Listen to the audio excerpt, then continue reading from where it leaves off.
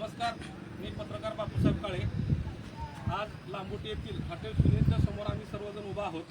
मी आपण बघू शकता हॉटेल सुनील मागच्या 70-80 वर्षापूर्वी सुद्धा एवढं पाणी कधी आलेलं नाही। तर पहिलंच पाणी एवढं आलेलं आहे। या पाण्यामध्ये हॉटेल सुनील हे भारतात नावाजलेलं हॉटेल आहे। या हॉटेलचा चिवडा, कुंदा, चहा भारतभर प्रसिद्ध आहे। या हॉटेलमध्ये प्रचंड मोठ्या प्रमाणात नुकसान झालेलं आहे। तसंच हॉटेलच्या मालकांचं घर त्या साईडला दिसत आहे। त्या ठिकाणी त्यांचे 100-150 मोरा जातीच्या म्हशी होत्या।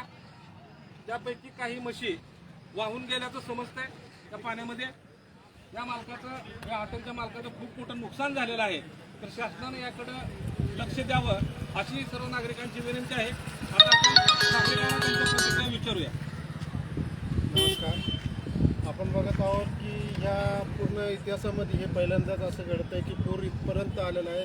नैसर्गिक आपत्ती पाहतोय। व्यवसाय दृष्टीने बघितलं तर नुकसान भरपूर झालं आहे, ज्याच्यावर त्यांचं पूर्ण रोजगार चालू असतो त्याचं तर नुकसान झालेच झालं आहे। त्याचबरोबर शेतकरी तत्वावर जर म्हणलं, अनेक शेतकऱ्यांच्या सोबत यांचंही शेतीचं नुकसान भरपूर झालं आहे, पीक नुकसान झालेलं आहे।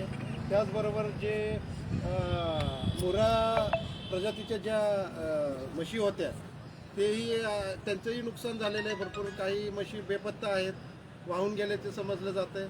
पण अशा पद्धतीने हे मोठं एक नुकसान एका मोठ्या रकमेवर जात आहे आणि ही शासनाने दखल घेतली पाहिजे की अशा पद्धतीने ग्रामीण भागामध्ये ही जी काही नैसर्गिक आपत्ती आली आहे त्याची भरपाई, त्याचे तडजोड आणि त्याच्यावर उपाय मार्ग हा शासनाने व्यवस्थितपणे काढावा ही विनंती शासनाला। धन्यवाद।